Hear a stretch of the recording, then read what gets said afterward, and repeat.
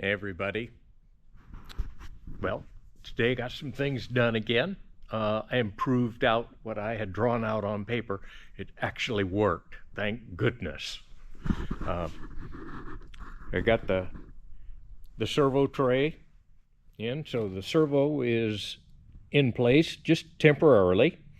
I just have temporary screws in here right now. I have to get the aircraft quality bolts to go in these 4 holes. I won't use Home Depot stuff for that. I only use aircraft quality bolts and screws for anything flight connected. The screws that will hold the panel in place, the floor, that can be Home Depot. That's not a critical item. And if they come loose or for some reason they broke off, no big deal. Everything else, though, is aircraft quality. So I need to put a shopping list together for aircraft spruce, who I buy most of my stuff through, and get that stuff ordered. But those work for now. The ELT will sit here. It's just sitting there right now. I've got the grip zerts in place already to hold that little tray down.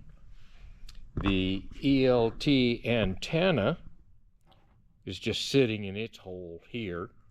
There's a coax cable that runs from the bottom of it to the front of the ELT. And then there's a set of wires that plugs into the front of the ELT that goes up to the cockpit.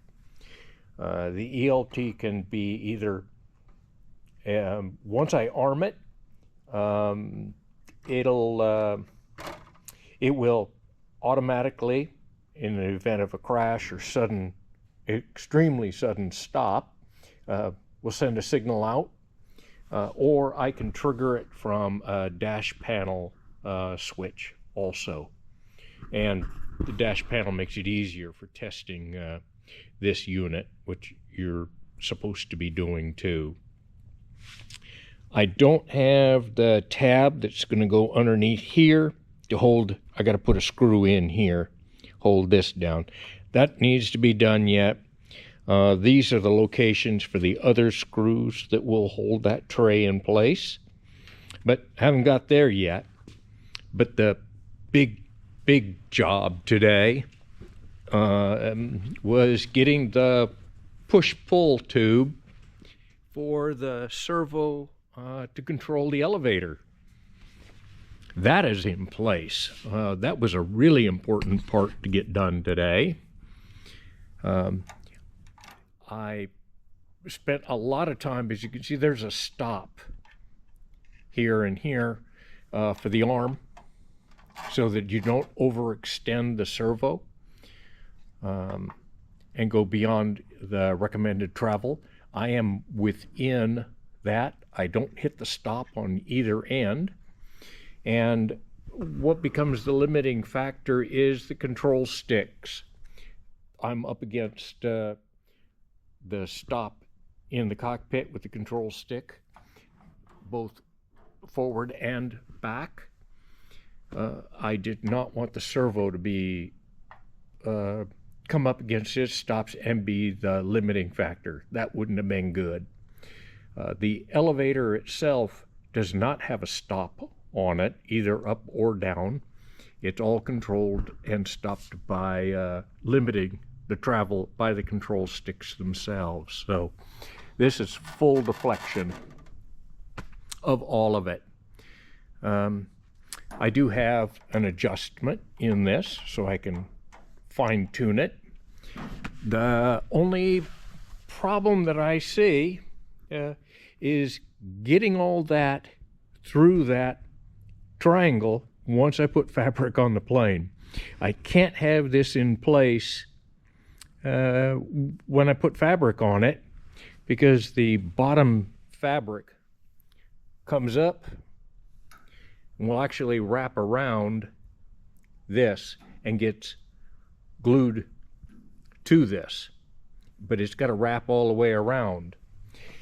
if I put the tray in, I can't wrap it completely around the tube.